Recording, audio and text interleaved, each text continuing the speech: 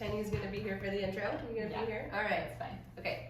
Hi, I'm Rachel. And I'm Ashlee. Welcome to the CapitalMOM.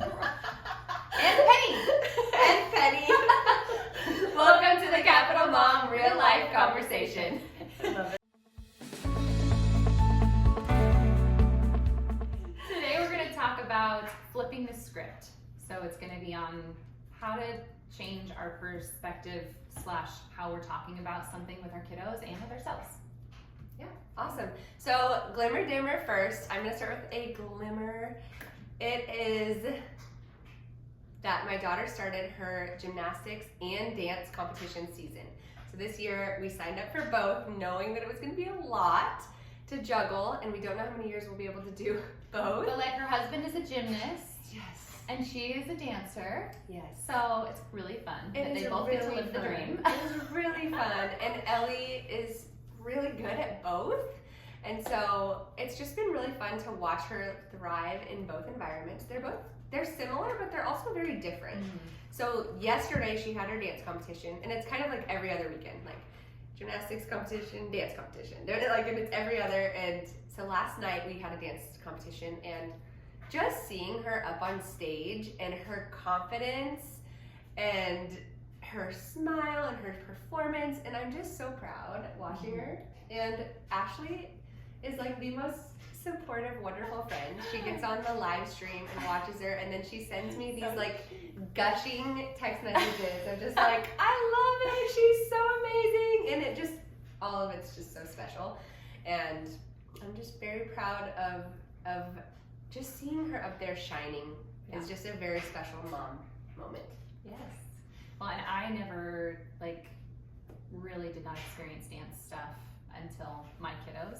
And I have to say that my favorite thing of it, I have a couple favorite things. One is their work ethic that they learn in it, which is very real, very real. Mm-hmm. Like, I don't know that growing up I really thought dance is like a sport or athleticism, and it so is. Mm-hmm. And then the other thing is the confidence. It's seeing your kiddos feel confident on stage or in front of other people or whatever, like just in their own skin is just, I don't know if you really, like, that's amazing. such a hard skill too, like getting up in front of other people and performing. Woo! Yeah, so wonderful. it just feels really special when you see them be able to feel that and have that and feel proud of themselves. So mine is like a dimmer glimmer. It kind of starts as a dimmer and then turns into a glimmer, where my husband just had a couple deadlines. It was just a rougher few weeks for us, and I'm just really proud of us for getting through. I'm proud of myself for pushing through on hard days. I'm proud of him for pushing through on really hard things, and we continue to have really good conversations with one another, even if we disagreed. Like, I might have seen things differently than he did, but like, we continued to communicate. We gave ourselves space when we needed to, and came together in the end, like, with less resentment than I feel like we've had in the past. I just feel really proud of that. And so, you know, our conversation is about flipping the script, and I feel like that's exactly, like, you took a dimmer and you turned it into a glimmer and you flipped the script. Oh my gosh, let's roll into this. So we really wanted to talk about this in terms of the way we talk to our kids. And something that we've heard is watering the flowers and not the weeds. So that would mean our kids are doing so many great things. They're also doing things that are bother not great and bother us. Yes. And what are we focusing on?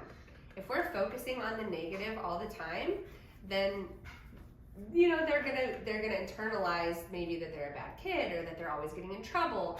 Whereas if we're focusing on the good, you're building their confidence, their self-esteem, their self-worth, all of these amazing things, and that they're believing in themselves more that they are good. Yes, and so the flowers, like those are those positive things, those are gonna grow and get taller than the weeds, so that then they're seeing their flowers much more than they're seeing the things that they're struggling with, which they're kids and it's normal. They're learning. They're gonna struggle with stuff, and like as parents as well. Like same for us. That's why it feeds so well into like both of us. Right. And that everybody struggles in some areas. Like nobody's good at everything, and so and showing that to our kids that like I'm not perfect either, just like you, and that we all have weeds. We all have muck that we trudge through. And I don't know why it's so hard sometimes to just not let that overshadow the other things, but like it's a real struggle. Yeah. To like want to fix it all like right away. Like even last night, I don't know if this is a perfect example, but last night I was laying in bed and my son wanted to be next to me, and we take turns who's next to me because I have 3 kids and I only have 2 sides. And the little one, my 2-year-old always gets to be by me because she's little, and that will change. But right now the older 2 alternate, and last night he was bummed because he wanted to be by mom. And I said, you know, buddy, think of it like this.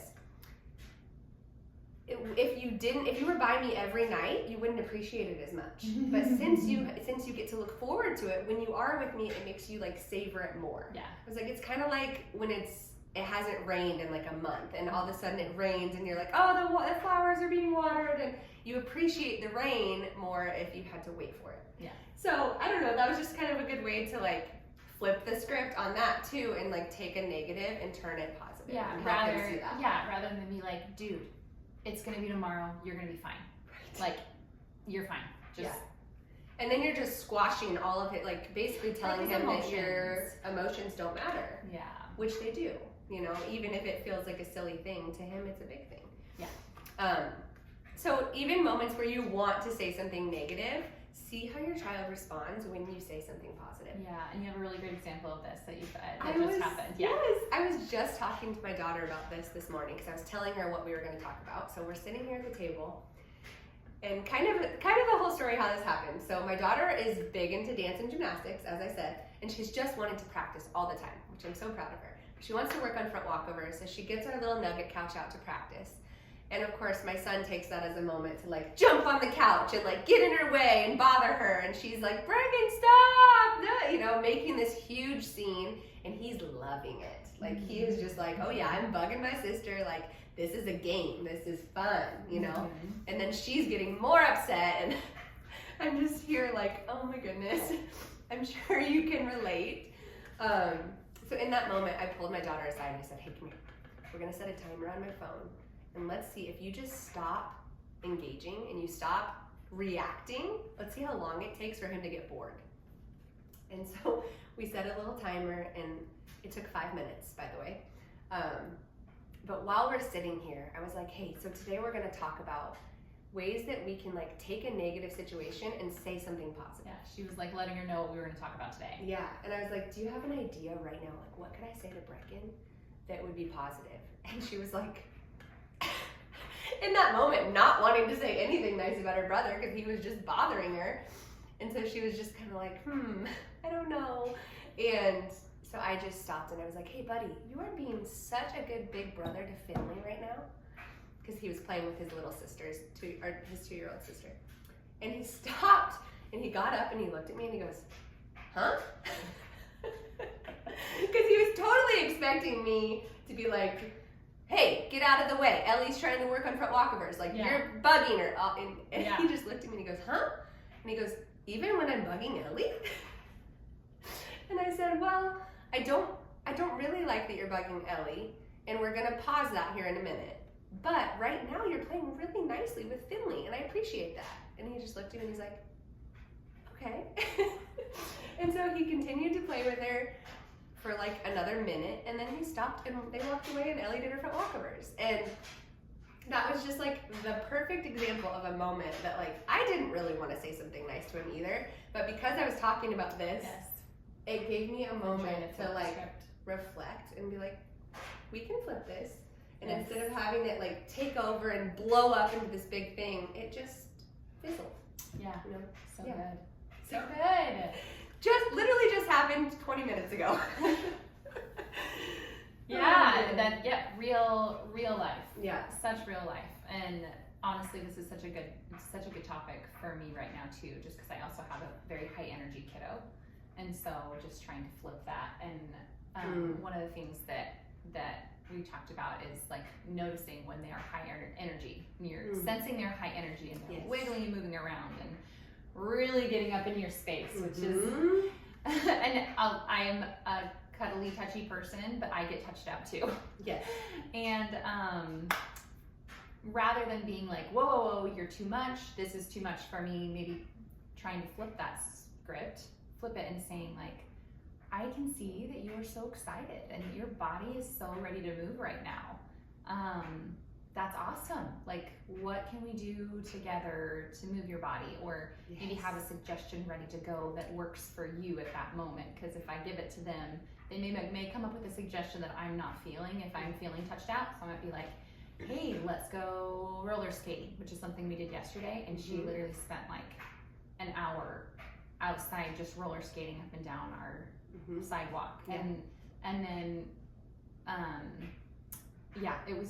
it was super fun and really great, but trying to take away the weed part of that script. Yes. And again, like focus on that, the flowers portion of it and water it to be like, yes, your body is so ready to move. Yeah. It's so great. And I love that you know that about yourself. Yes. So what can we do? Let's get creative here. Yes, exactly. Because I do notice that when I'm like, oh my gosh, okay, too much, like you're too much, I need you to get out of my bubble or whatever. And sometimes I have to say that, but like if I do that over and over again, I do feel like so I notice something and then I'm like, whoa, no, not okay, do something different. And when I respond that way, I feel like her creativity goes down. Or the attention seeking goes up, which means the behavior, like the danger of the behavior or who they're gonna like bump heads with or whatever goes up, as opposed to like their creativity that they feel good about themselves. They're like, oh yeah, I can totally figure this out in a way that makes me happy and whatever. Like their creativity goes up if I can respond positively. But if I'm like, whoa, stop, go away, like creativity goes down. And then I feel like they feel and then they almost need you to be like, help me, I don't know what to do. I don't know what to do now. It's almost like they're flooded with their own emotions and then they can't get out of that. And then I'm more frustrated because actually I wanted them to just go be creative. But my response didn't lend itself to creativity. That's good. That's really that's really good. So I have a wiggle worm too, and it's both of our second borns. I don't know if it's a second born thing, but he is like constantly needs to be moving. And that's why the warmer weather has just been amazing to get outside.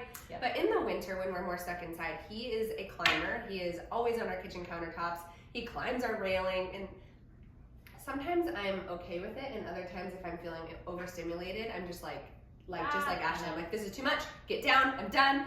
And same thing, if I can take that and I can say things like, hey, I love that you want to move your body right now, and you know that you need to move your body right now. Here's your options. We can go into the basement. We have a pull-up bar upstairs. We can do pull-ups on the pull-up bar. And obviously if it's nice, let's go outside. But I think same thing, instead of just stop, no, you're too much, you're annoying, that whatever it is, it's, I love that you want to do this. Let's do it here. And you're starting it with that positive. You're building the momentum too, instead of putting a halt on it. So you're focusing on the positive of it. One of the things that you brought up was like even when they wake up, like starting off with a compliment. Something I do feel like I do very well in the mornings, at least, is like when I see them, I'm like, good morning, like how did you sleep? And I do try really hard to just like really give a ton of love, but that's like very genuine too. Like I wake up and I feel a little more refreshed. And I'm just like, you're not depleted. Sweet faces. So I'm just like, like how are you? And like want to give them like just a very genuine hug. And I really think that is a great way to start off the day. I think that it helps boost and then just gets us started on the right page. Absolutely. Another thing that we were saying is how this can be applied to us as moms. So instead of thinking negatively, like my kids are in my way, they're always getting in my way, you can flip that script to, I can include my kids in this. We can have a moment together where we're making memories and doing something together. So a great example for that is cooking. Like sometimes you just want to I just want to cook dinner, leave me alone. But if you are able to reframe that to, this is a moment that we can connect and do something together. And a mom I follow on Instagram, I love that she said this. She said, kids don't know the difference between, like, if we involve them in a household task, like cooking or laundry or whatever it is, we're playing with them to them. They're spending time with us, and that's playing. and they don't know the difference. And I think that's so cool because you can like get done what you need to get done, and they're spending time with you, and their cup is filled, and your cup is filled, and it's just like a win-win. Yes, I will say, if I can interject too. So my youngest, I feel like it has been a long time coming. He's been very opinionated for a very long time. So like I would be like, I'm gonna do this, or I'm gonna do this, and like, do you want to come do it with me? And he would almost always be like, no, I don't. I want to play my game, and I want you to come do my game. This morning, and I've noticed this over the last little bit, and so I'm going to be trying this out even more. But this morning, rather than saying, hey, come do your chore, because he does do some chores with sisters, I was like, hey, instead of saying, hey, come do your chore, I just pulled it out, I set it down, and I started doing it, and he like very happily, like proudly was telling his dad, like, look what I can do, Dad, and like started just doing it with me. Yeah. So like, if I don't say anything at all, I just bring it to him and show him that I'm going to do it around him. He was so happy, and he totally did it with me, and he had no idea he was doing his chore. Yeah. He had zero idea he was doing his chore. Yes. And he got his chore all done, and he was so proud. Yes. I never once said the word chore. Yes. And he was totally fine and very happy. So like, I'm actually, and I've noticed that with like getting dressed or other things, where if I just get his clothes and bring his clothes to him, and we start doing it together, I think there's no complaints. That's the same thing that we were just talking about. It's you're building the momentum. Like you're like, here you go. I'm starting this, and you've already started, so he just joins in the momentum. Yes. You know. And then once we get it done, then maybe realizing or complimenting, like, hey, we just dressed, and you just did that, and then realizing like, oh, that was actually really easy. But like, so because I want him to realize like you can do this on your own. But for a while, and maybe longer than I even realized, I think they just want to do it with someone. They just want to like do it with you. And honestly, it's usually with a mom or a dad if you're the one that's home more. They just want to do it with you. Yeah. Like, they don't even necessarily care what the task is. They just want to be doing it together. Yes. So another example is, I never have time for this, or I make time because this is important to me. Yeah. I'm too tired, or I'm too tired. I am tired, but I'm going to do it anyway. So those are all ways that we can kind of flip the script as moms and just try to think of life as not such a burden. And I know it's so hard. I know, it's hard, but I think if we flip the script in our heads, it really helps. It really does. It does. If you're like, this is like a very small portion of time that's been helping me a lot. Like, this is a phase in my life. Yeah. This is just a phase, and I can make it through that. I've made it through lots of phases in my life before. Yeah. This is a phase, and trying to focus on that.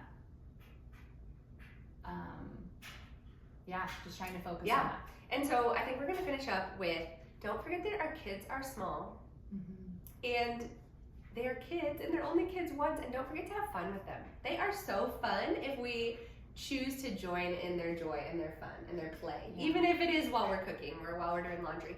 They are so fun and funny, and like, we can have fun with them if we allow ourselves into that world. And the quote that we love the most, like, just love, but it's, and I think you saw this on Instagram as well, but don't let yourself become so concerned with raising a good kid that you forget that you already have one, which is just beautiful. So like, in our suggestions or in our thoughts that we're sharing and in our real life, also don't become so burdened with what our thoughts are. You know, only take what you need, only take what works for you right now, but also don't forget that you already have a really great kid. Yep. And that's probably all they need to hear, is how much you love them, how much you believe that they are such a good kid and that there's so much good inside of them. And then I think the day is going to go great from there. Yes. Like, and so you as a mom or as a parent, you have so much good inside you, and you are doing an amazing job. Like, starting your day off like Love that. Love it. Anyway. We all need that. Like, need Ashlee in your ear every morning. You're doing an amazing job. Love it. Oh, and I need everybody around me too. Okay. You don't have to do motherhood alone. Come join our village.